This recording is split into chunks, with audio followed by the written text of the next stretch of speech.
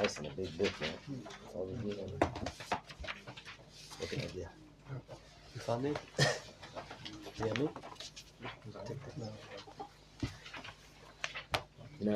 You know, I have the little sefer. My oldest daughter, she just got married this last summer. She's Your oldest daughter just got married? My oldest daughter just got married, yeah. Whoa! And all these years I've been learning from this little sefer.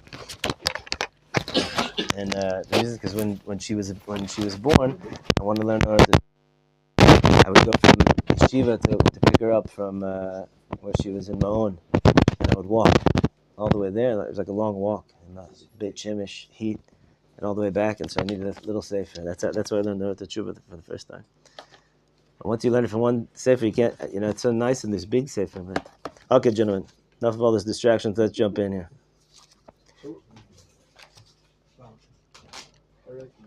Vav. It starts on a positive note. Averot ve'amidot. Here we go. And to remind us,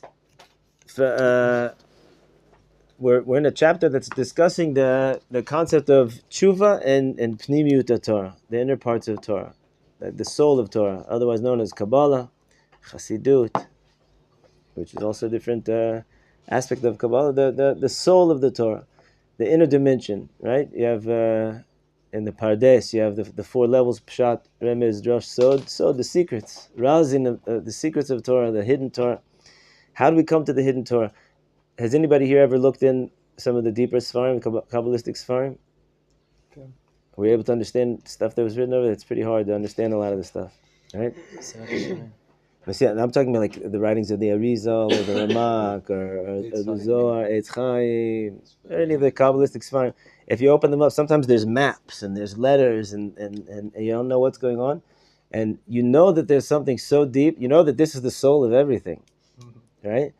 But you have no access to it. There's a story.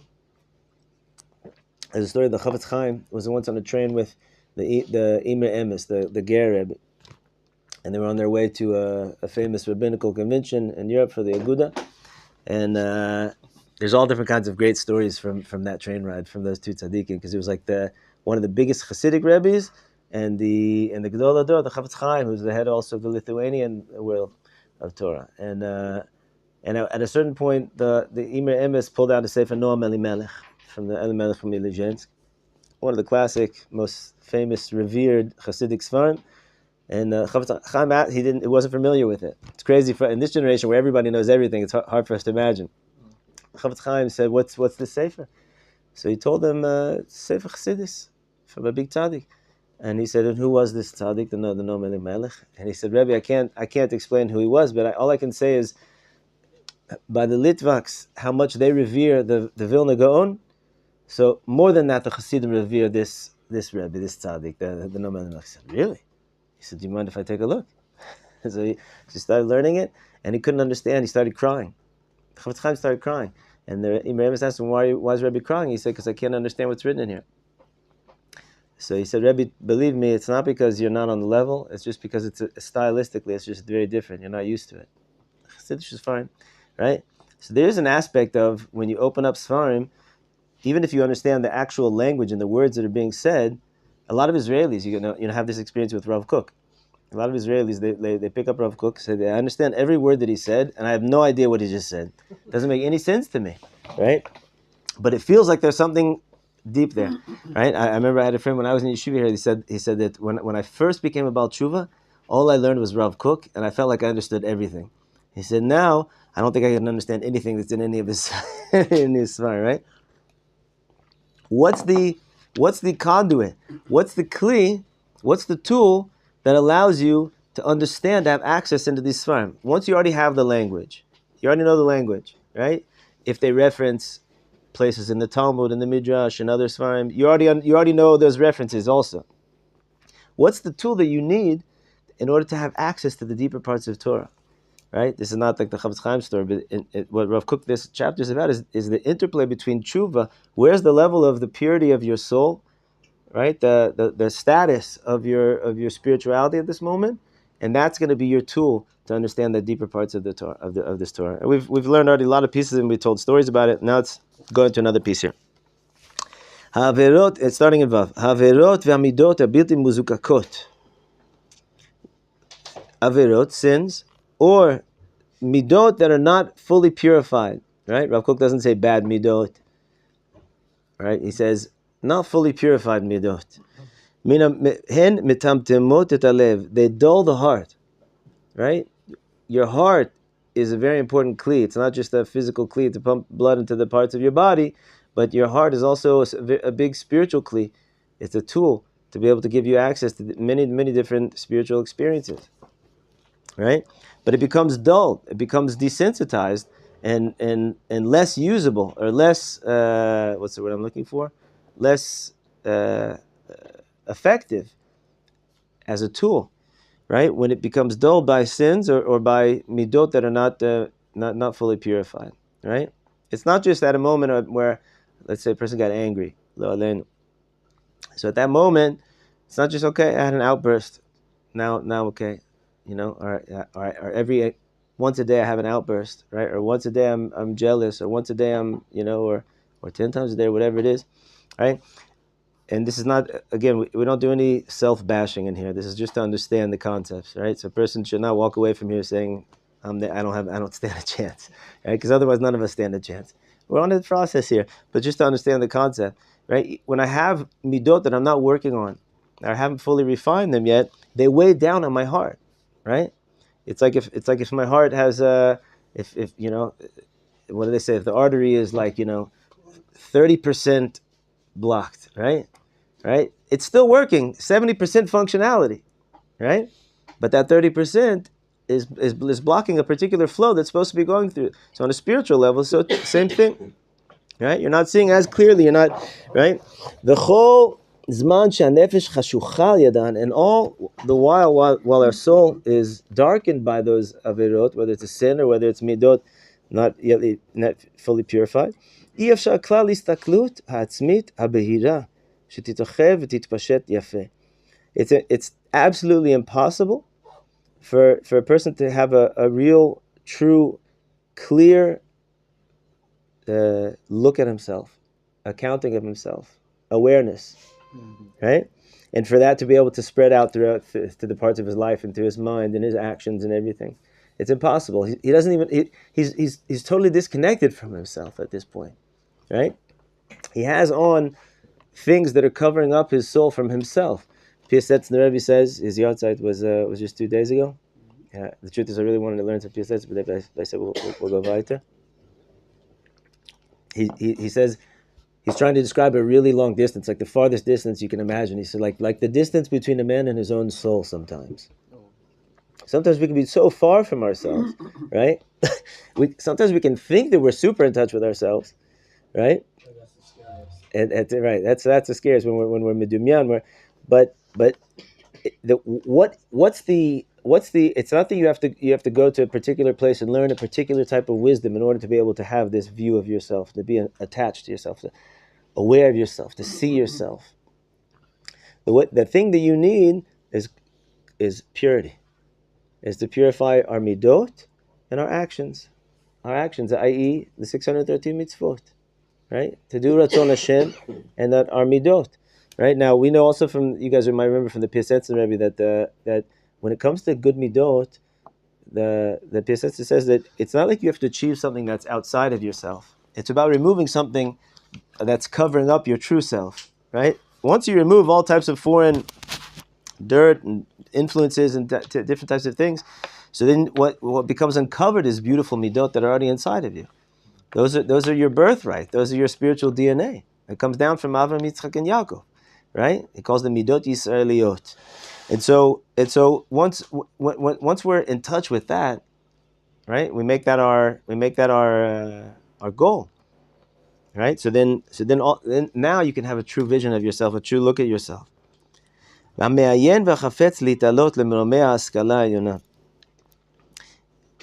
why is that important? To be able to, like what he says, histaklut ha'atzmit, to look at yourself, right?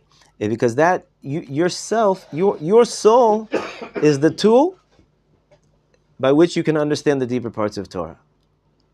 Right? Does that make sense? It's not IQ. It's not intellect. It's not if a person has a technical know-how, right? And it's not even Torah scholarship, really, right? A person doesn't have to be a huge Talmud Chacham to be able to understand the deeper parts of Torah. And a person can be a huge Talmud Chacham and not understand the deeper parts of Torah, right? He can understand the pshat of Torah, halacha, Talmud, right? The more accessible levels of Torah, but he might be totally blocked, right? Halacha isn't a deep part of Torah? It's a deep part of Torah, but it's not the inner essence of Torah. It's the actionable parts of Torah.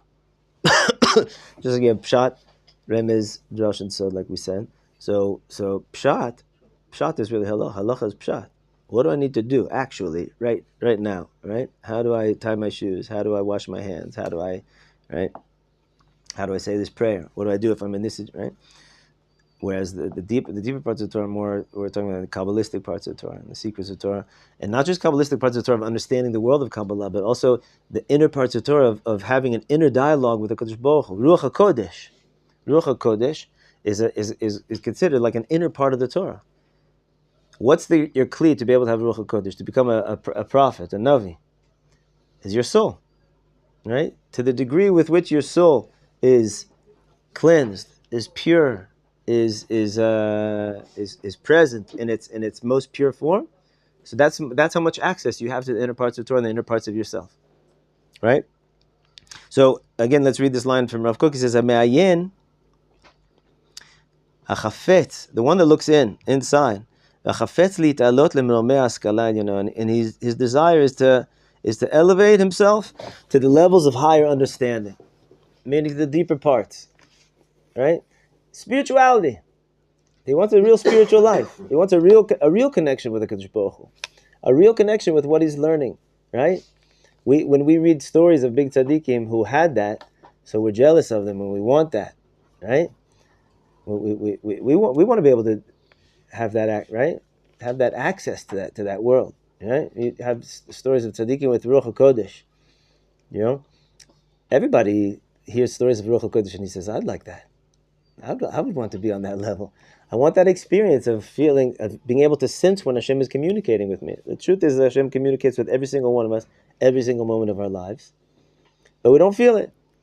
We're not necessarily cognizant of it, right? We're not aware of it. But we're scared sometimes. It could be that we're scared. It could be that we're just desensitized. In this generation specifically, we're extremely distracted. If you got your headphones on and you got a book in front of you and you're having a conversation with somebody, and you're not gonna be able to hear Hashem who's talking to you in a small whisper in your soul, right? Huh? And trying to be normal. Trying to be normal, right? Right. Trying to be normal, right? That's the most dangerous thing. Right. Normal is dangerous, right?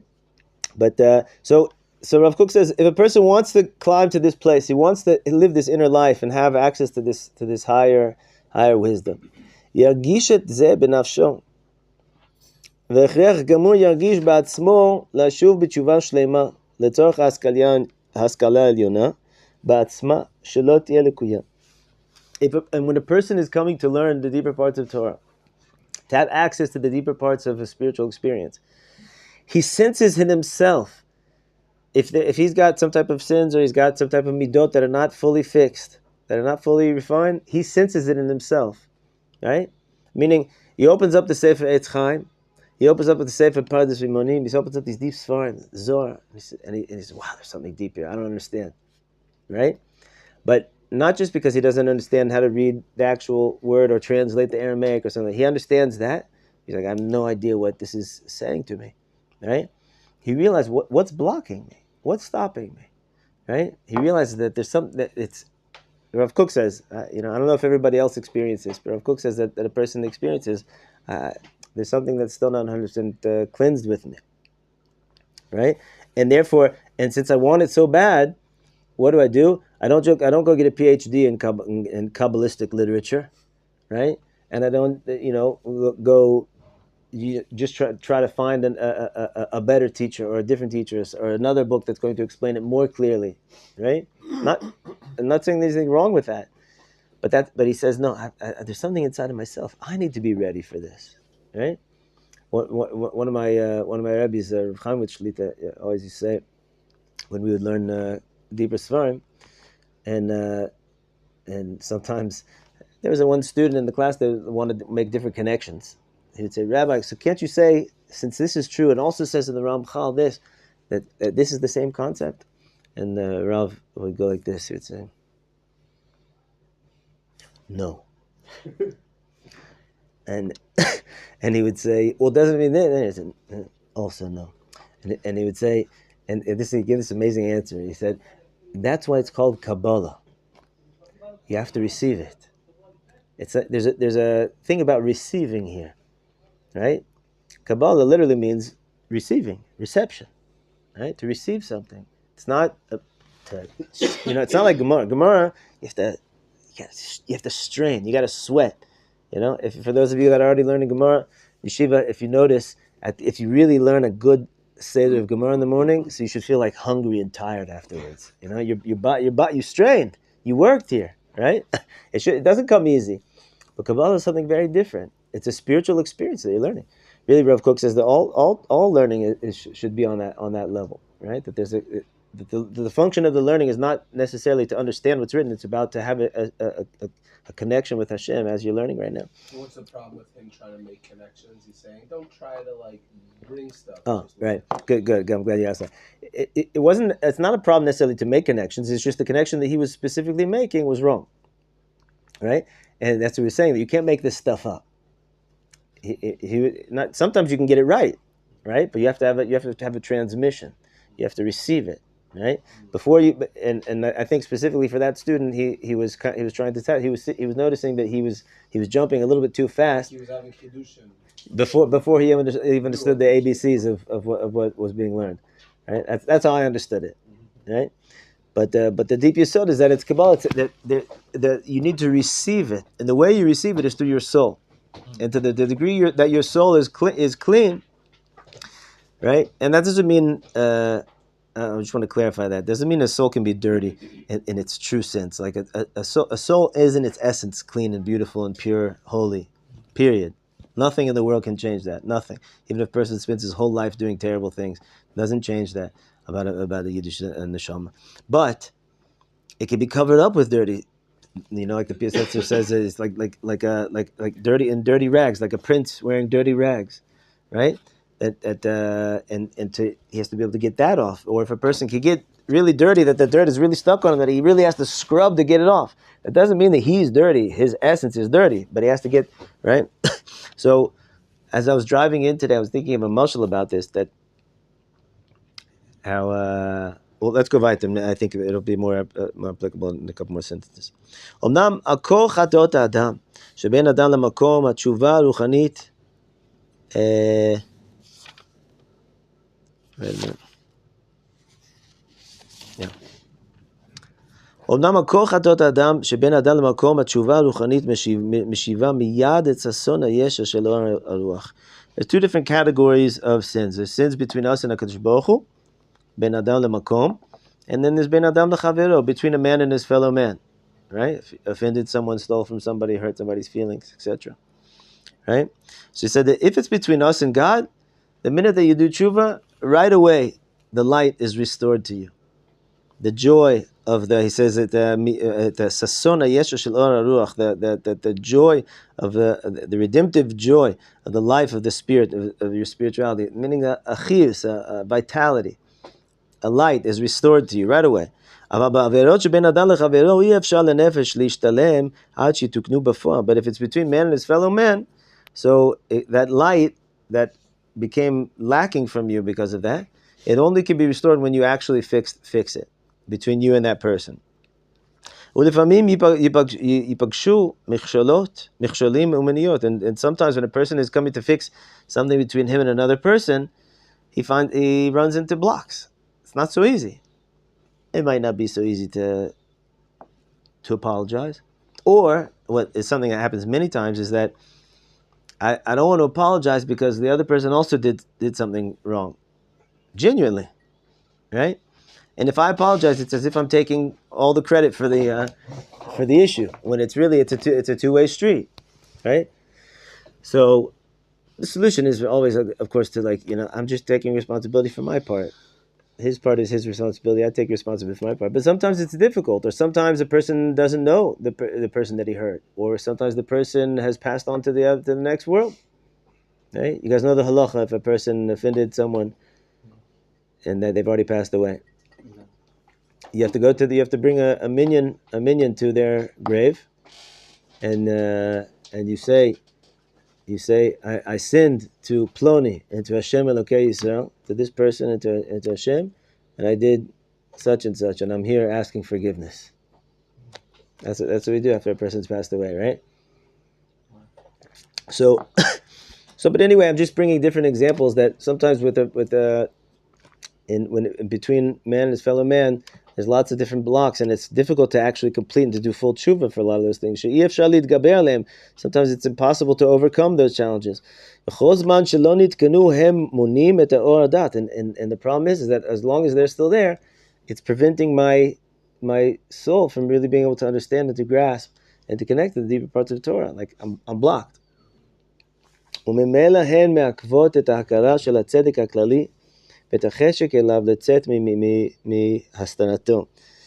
also, it blocks our recognition of just in general. We're a little bit skewed. We're not 100% exact in our connection with how do you say tzedek in English? Justice, right? And the desire for justice for it to come out into the world, right? In other words, the different parts of us are not 100% healthy. Mikol makom ayidei askama. So that sounds pretty dooming, right?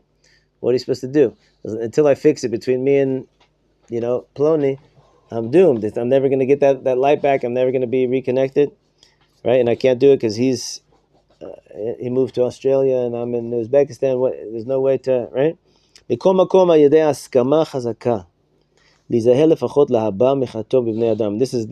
such an important line, especially for Bali Tshuva. A lot of times, over the years in Machon Meir, people have come to me in tears and broken about different things that they've done in their life and people that they've hurt and feeling like there's no way that they could ever fix it, right? And Rav Kook says, so you should know that nevertheless, if a person comes to a strong commitment in his heart, from here on out, not to return to those things. What happened? Whatever was. I feel terrible about it. I want to do tshuva about it. I do as much as I can do, right? But at least from now on, I'm gonna be cautious not to do those things. I'm gonna try my hardest to fix whatever I can fix. And to the extent that he's able to bring it into action, this commitment that he makes, this is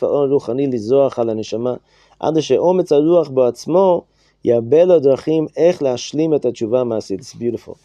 He says, so then the light's going to come back into your neshama. The minute that you already make a commitment to it, the light already comes back, right? And you start to fulfill it in whatever way you're able to. And through that light that comes back into your soul, right, through your commitment to doing tshuva about it, so then already your mind starts working in different ways, and you're going to find different ways, actual practical ways, how to fulfill the tshuva in its most complete form. I'm going to find the guy. I'm going to write him, right? I remember I felt way back when I had a memory of a guy that I grew up with in high school, and I had one memory of something that I felt like I was really really wrong and off about, and I hadn't spoken to him in 10 years. I had no idea where he was in the world. And I spent a good couple of hours tracking him down until I found him, sent him a long email, and he's like, I don't even know what you're talking about. I don't even remember that happened. And I was like, well, even if you don't remember it, I remember it, and I don't think I'm making it up, so please forgive me. He's like, what are you talking about? I love you. We grew up together, but whatever his memory was, I didn't affect him in the way that maybe unless he was just too embarrassed to say it, whatever it was. I don't know. But where was I for the 10 years before that? Right? That's the point. He said once you make a commitment to doing it, right, you become that person. So then the light comes back, and then slowly but surely, different creative juices get flowing in your mind, and you'll find different ways how to get it done in a practical way. And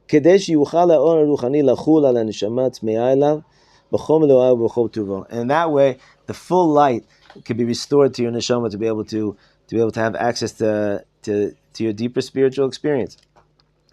The mashal that I was thinking about in the drive here was I was thinking about a story, also about the Chavetz Chaim, and one of my favorite stories actually of the Chavetz Chaim. It's an amazing story. Some people could take this story the wrong way, so I hope you guys are not going to take it the wrong way. We're going to take it, and then you'll tell us which was afterwards. Yeah, all right. This is an amazing story. The Chavetz Chaim, in the last 15, 20 years of his life in the yeshiva in Radin, he actually had a lot of Hasidic students, different Hasidim that had heard about the Chavetz Chaim, and they wanted that kind of intensive learning. So they would come to Radin, which was in Poland. wasn't far away from most Hasidim were in Poland that time, and they came. And so there's lots of experiences. So there's one of them, I forget his name, who's very close to the Chavetz Chaim, and he actually went with him. He was a Hasidic student, and and the Chavetz Chaim became his Rebbe, but not like his Rebbe, like the Rosh Yeshiva. He related to him like a Rebbe, and so one time he was on a mission with the Chavetz Chaim to go do something or collect money, whatever it was, I don't remember.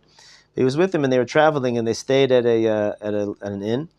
And they tried to get 2 rooms. There's only 1 room, so they stayed in the room together. So he thought, here's my opportunity to see the tzaddik, what his avodas Hashem is like in the middle of the night, right? Because it's a known thing that tzaddikim in the middle of the night, that when everybody else is sleeping, they're very busy. So there was 2 beds. So he went in his bed, and they said Shema. They laid down. They went to bed. And he said, "There's no way I'm gonna let myself fall asleep because I want to stay up and watch the Rebbe." So he pretended to be asleep, and he noticed that the Chavetz Chaim sat up in his bed, and he looked at him to check to see if he was asleep, and he laid back down. So then he tried even harder to put on the show. He's asleep, and then after a couple of minutes, the Chavetz Chaim gets up. And he walks around and he looks at him. He's like looking on top of him to make sure he's really asleep. So he said he started to snore. Chavetz Chaim got back up. So he walked back over to his bed. He laid down for a couple of minutes. He got back up. He gave one more look, and then he walked over to the other side of the room. And there was like a curtain or something. And he wrapped himself up in the curtain. He sat on the floor, and he started doing tikkun chatzot. And he started crying. It's a known thing that Chavetz Chaim was a Baal Bechi. He used to cry a lot, and he used to daven a lot. His son actually says that every day he would go up to the attic when he was older. When he was young, he used to go out to the forest every day to do his bodhidus. But he would go up to the attic for somewhere between 2 and 4 hours every day. The Chavetz Chaim. And he would be crying. He said most of the time he was crying, saying Hashem, he was doing tshuva that he wasn't besimcha enough. That's what he said. That's what his son says. Amazing. Can't imagine what that means. 2 to 4 hours a day. Anyway, it's the middle of the night, so he's saying tikkun chatzot, and he's crying. And they were on their way to a city where there was some type of convention or something, and the Chavetz Chaim was nervous that they were going to give him a big kavod, a big honor over there. So he started crying. He said, "Ribono shel olam." This is what the Talmud heard. He said, "You know that I'm nothing. You know that I'm not a Torah scholar. You know that I don't even know how to learn your Torah, and halavai that I could even learn a little bit of your Torah, and halavai that I would be able to fulfill even one of your mitzvahs properly. But even in my whole life, I've never been able to fulfill your Torah properly. And only and even though they're going to try to give me covered, but you know that it's not true, and you know, and please don't let it affect me." And he's going on and on. He's saying all these things, right? So the Talmud, that's the story. The Talmud heard this. He couldn't believe that the Rebbe would talk like that. At this point, the Chavetz Chaim was the what do you call it? The Gadol Hador, but not just Gadol Hador, like the undisputed Gadol Hador. Like everybody was kafuf to the Chavetz Chaim. Like he was the elder. He couldn't believe he said that. He went so far to say halava that he can fulfill one halacha properly. This is the tzaddik who wrote the Mishnah Berurah, that everybody's halacha at this point is based on what he's written. And he's saying, how could that be? And and everybody knows the Chafetz Chaim was tzaddik yisoid olam. He was unbelievable tzaddik. Right? Even if he'd been alive in a different generation, he would have been unique, I think. Right? So how could it be? That's the story. The way I understand the story is, and there's a much deeper Torah for this, but the tzaddikim, they have so much more of an understanding of the depth that's possible. So for us, even a little bit, we get a little bit of a taste and we're already excited, right? For them, they know how much more there is. You know, the closer you are, the higher you get, the more pure you become, and the more you work, the more the more of a view you have, right? So the most I was thinking as I was driving, I was thinking about this story and this piece was like, imagine if you're in a room, a building, in a place that has the most unbelievable view. You're on a mountaintop somewhere. Mamish, the most gorgeous view in the universe, in the world. And yet, in this room, there's no windows. You're sitting there in the room. You have no idea, right? The walls are white, right? And you're just sitting there. You have no idea what you're missing. Outside, if you would take a step outside and see, you would faint at the beauty and the grandeur of what's in front of you, but you have no idea because you don't see it. Watching TV inside. Right. So imagine that if they opened up a window for you, but it was like translucent. You know what translucent is? Like these windows. That you can see light, but you can't actually see what's on the other side. So if you're in this dark room, you can't see anything. Right? All of a sudden they open this window, so you're super excited. It's kivaldik. What could be better than this window, right? The tzaddikim have a wall of perfectly clear glass, right? And they see the view that's in front of them.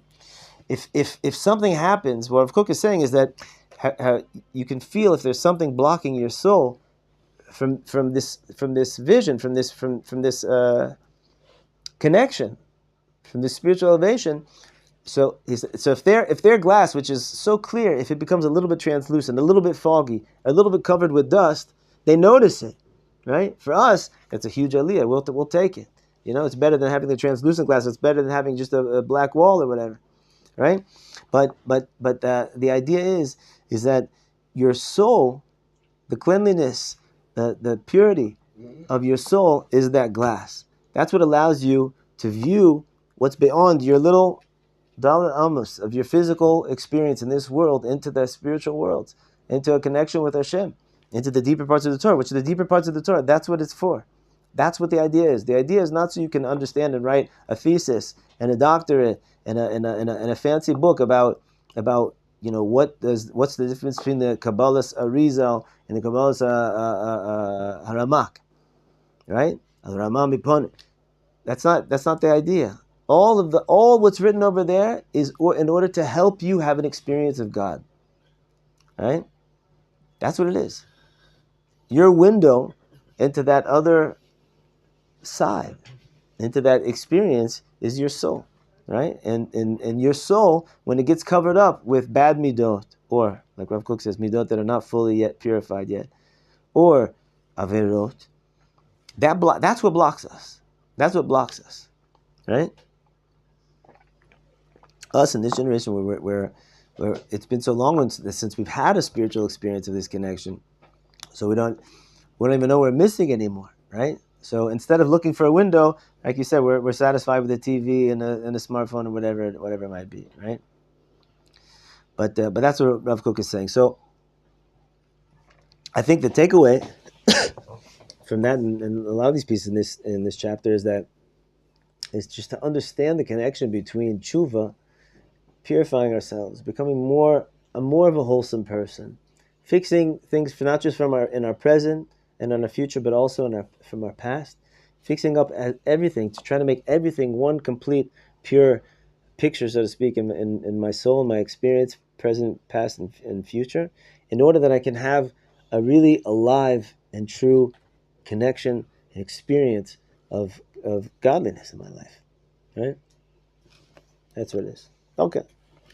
We'll go to Zion? Yeah? כשאדם מתנסה למרומי הרעיון, באים מיד העוונות וסותמים לפניו את האורה העליונה. All these pieces are very similar to each other. This is when a person elevates his thoughts. He goes through what we call a little bit of a dvekus, or sometimes you're learning in a shir, you're learning in a chavrusa, or you're reading in a sefer, and you feel like you're climbing. You feel like your soul is elevating, right? And then ba'im miyad avonot v'sotmim lefanav et ha'ora al-yana, and then sometimes it just stops. It just gets cut off. It just it just ends. What is that? He says it's the avonot, it's sins that come and they block that exalted light. V'machshavot agdolot mishtaplot al-yedei kadut avonot. Or this is kind of a, I don't know if, tell me if you guys have ever experienced. I've had this experience many, many times, that you're thinking a certain, you're getting brought into a certain what's the word I'm looking for? Ma'alach. How do you say ma'alach? Process of thought, an idea, but it's not just a simple idea, one-liner.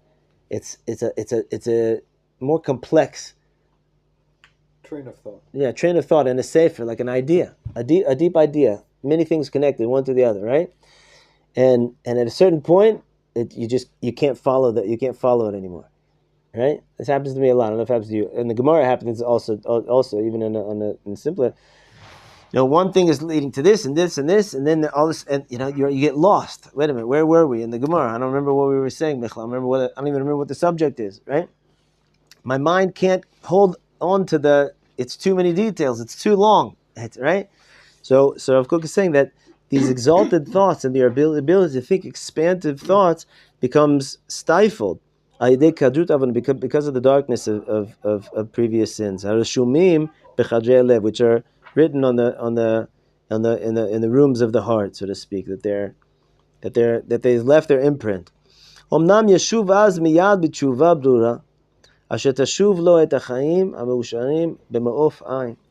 then if a person, instead of saying, "Oh man, I'm doomed. I'm never going to be able to understand what's written here in Rav Kook or in the Gemara or in this sefer. I'm never going to be able to fully grasp anything in the Gemara." Instead of thinking that, or closing the sefer, you should do a little tshuva. Do a little tshuva, right? There's a story. One of my favorite stories. I've told the story many times. You guys have probably heard me say it. That the Orot HaKadosh, the famous Orot Hyman, he was once learning with a student. They were learning in the Gemara, and there was a Gemara that was very difficult, and they couldn't understand what was written. They couldn't understand the pshat. So the Orot HaKadosh, he closed the sefer, and he closed the student's sefer, and he said, "Let's daven." Okay, usually you'd think, okay, let's go, let's read it one more time, let's try to understand it, right? Let's look at a commentary. He said, "Let's daven." He said, "But let's daven that we should have true love for Hashem's Torah." So the student was perplexed. He said, "Rabbi, we should daven that we should have understanding of Hashem's Torah. Why should we daven that we have love for Hashem's Torah?" He said, "That's not how it works." He said, when a baby is in its crib, and it's crying and it wants something, nobody fully understands what the baby wants until who comes? The mother. When the mother comes, she knows right away, right? She picks the baby up. She just gets it. It's amazing. Many times the father also don't know. Fathers also get it, but more times the mothers get it more than the fathers, right? Many hundreds of times I've said to my wife, like, "How did you do that?" Right? But so the Orot HaKadosh said, because she loves the baby so much more than everybody else, so that's why she understands him. If you really love somebody, you understand them. She said, if we would love Hashem's Torah enough, that we would understand it. Right? So it's a beautiful derech halimud. It's a beautiful way of learning. Right now, I'm not feeling connected to the Torah.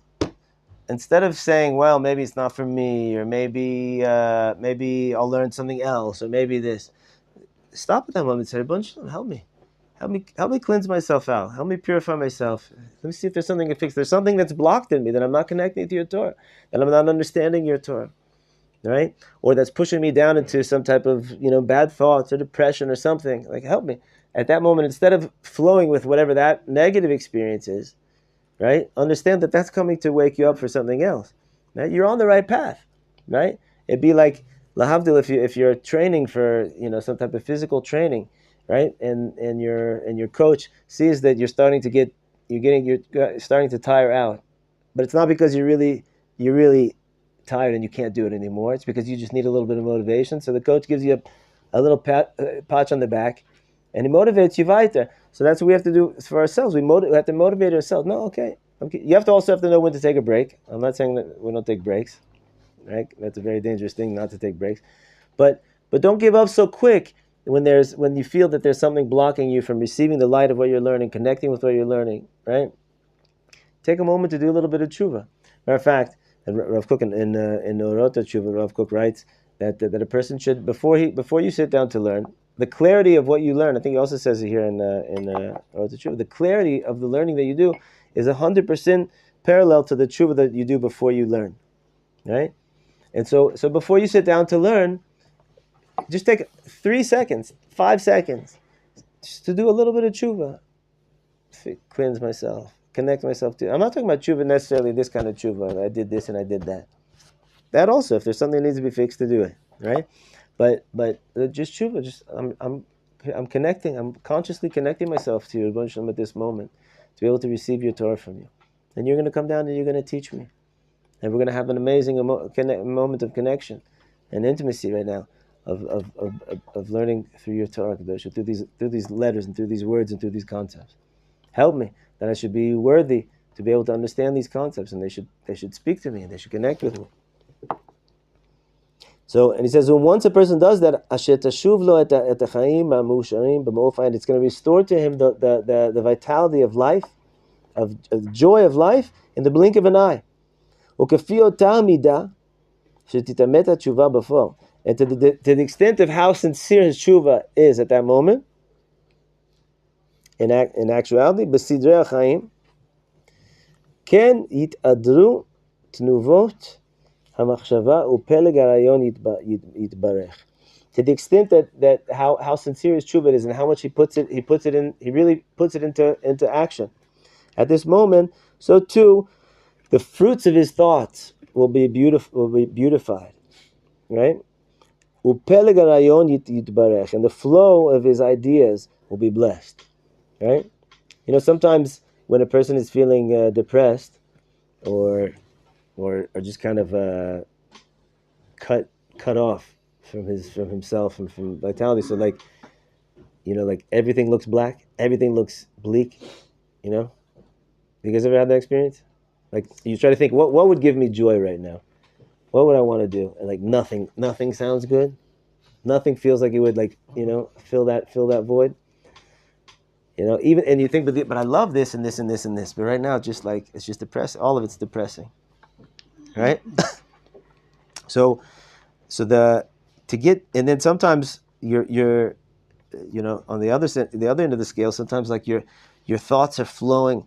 And everything is filled with light, and everything is so beautiful, and you just see positivity and how do you say chiyuviyut? Positivity. Yeah, that's positive. Not a different one. Optimism. You see it right there. Everything. You see how the world is, right, and then you can't believe, like, how can I have this experience and this experience, and it's both having taking place inside of my mind, right?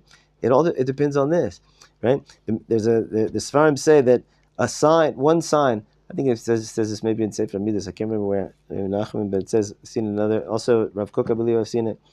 That a sign that you're maybe Baal Shem Tov, that you're davening in the morning, that you davened. Seems like a good davening, that you were connected to your davening, is when you're finished davening that you naturally want to sing. You just have a song on your lips. You ever see some people at the end of Shachris and they say that they put their tefillin away and they're singing a song. And somebody I know, a chavrusa of mine, that every morning he's singing after davening. It's like a Kabbalist. He does everything al pi kabbalah, right? So I told him it's a great thing. It's a great sign. So after that he tried to hide his singing from it, right? But the flow, when you're pure and when you're connected and when you're in that state of tshuva, so then your thoughts are positive. Your thoughts are going to give givaldic fruits, and your ideas are going to be blessed, and there's going to be a flow there. right? So instead of again, also when we're in that place of when we're feeling that depression, like I was saying before, and everything seems bleak and nothing seems to be able to be a viable option to get me out of it. So instead of I don't know, doing other whatever type of means that we would do to get out of it, take a moment and try to restore your connection with the Kadosh Baruch Hu, with yourself, to do a little tshuva at that moment. Not beat yourself over the head tshuva. I'm so bad I did this and that. There's no place for that. That we don't do. We're not really into that. But the tshuva, Rebbeinu Shem, help me. I want to come close to you. If there's something that's lacking, help me see it. Help me have the strength. Help me have the energy. Right, to turn it into a tefillah. Yeah. It reminded me of something I heard that said, usually we say, don't just sit there, do something. But it's nice to say, like, don't just do something, sit there. Like, there's a need to go fix it with this and that. It's like, no, like, it's okay, just you can be there and, like, accept it and say, like, I want to be better, I feel down, or, like, embrace it and, like, daven in that moment. Yafeh. Beautiful. Like boredom, when over the summer when my children use that word all the time, I'm bored. So I was telling them, like, but all year you said you were looking forward to the summer, and now all summer long you're bored. So I had a unfruitful conversation with one of my children, as I said, boredom is a wonderful thing. Don't run away from your boredom. You should become a friend of your boredom. Boredom is trying to teach you something. Huh? Don't be bored. No, it's trying to tell. What is boredom? Is actually the truth is I'd like to do a lot more hisbonenus on boredom, but boredom is an amazing universal human experience, which drives so much of the things that we do in this world, and a lot of the bad things that we do in this world, and a lot of the painful and unhealthy behaviors that we have in this world are really running away from boredom. But boredom is not to be run away from. Ran away from. But boredom is coming to teach you something. Your neshama is crying out for something. What is it? There's one of our piyutim.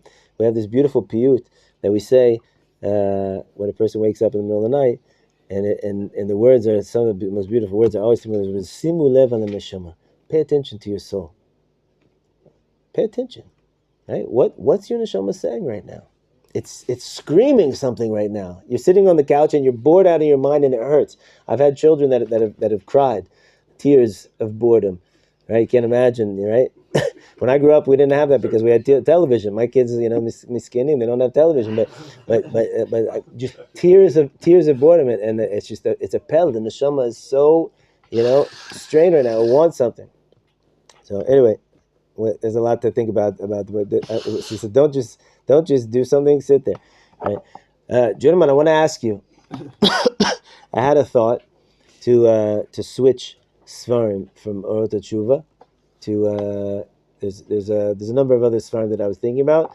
That one sefer that I was really thinking about is Derech Hashem, is a sefer from the Ramchal, which is a very, very amazing sefer. In a very short way, he goes through like all of Jewish thought, in like Jewish philosophy, and it's also based on the Ramchal's Kabbalistic thought. And it's beautiful, deep, insightful sefer. Because we've been doing this, I think, for 2 years now. Or HaTeshuva, I don't know, maybe a year. I think 2 years. You guys into that? Yeah. Yeah. So I believe upstairs, somewhere around where they have the Orot HaTeshuva, there's also copies of Derech Hashem. I don't know if there are enough. Right, enough. Maybe here also some English ones. Maybe some of you guys have them. Where is it? Over there. Over there, the blue book. Yeah, what you had. Yeah, the area below. The area below. Yeah. The knowing heart. Maybe those ones that are stacked there. We'll find one. All right. Well, if anybody has one, I highly. Oh, there we go. A couple of them. Yeah. I highly suggest that you guys get yourself one of these. Every Jewish house should have one of these in them. It's a great translation. I think it's a new translation. No, this is the old translation. But there are some new ones. You guys check it out. See which one you want. I got this one. This is the one that I use. So B'ezrat Hashem. Is that all right with you? You okay with that? Derech Hashem? I'm just here. I'm also just here.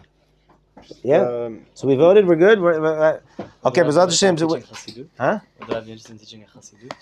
Do you guys not have any shiurim in Derech Chassidut? Hashem is very good. There was a time that I was not in a good place, and I put on one of his Derech Hashem shiurs from a few years ago. Then I watched another one, and I was like addicted, and like it really pulled me out of where I was at. Wow. It just made my day, and my month. So if you guys want, we could do Chassidut.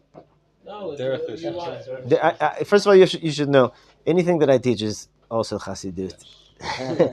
Come give more another hour a week. Oh yeah, that'd be great. We don't really get much Chassidut. Yeah. Well, no, you guys will get 0 shiurim in Chassidut. Rob Joseph Packer, he teaches a bit. You should also consider your book. Consider your book as well. Right. His is a partial share with like aggregate. It's not like one sefer. So like everything we learn here is Chassidut. No, we don't have like a sefer of Chassidut. Rav Nachman, Right. What would be the topic about Chassidut in general? Well, we could do a lot of things. I recently put out a sefer about, which is a collection of teachings of the Baal Shem Tov, which is basically the foundations of all Chassidut, really. So we could do that, or we could do selected pieces of Rabbi Nachman, or we could do Piasetzna. But you guys are already doing Piasetzna with Rav Yosef Packer. He does partial and he takes from a little bit of He's not doing Piasetzna? He just often takes from PSS now. Ah. No, but he takes from Sfat Yeah. Rabbi Nachman and Right. Chal. In general, over the years, what I've done is I take one sefer and I go. But We follow you, Rabbi. so Derech Hashem is just such a fundamental sefer. But what can I do? I mean, we need another 6 hours or so. I like that idea. Come back. Let's start with Derech Hashem.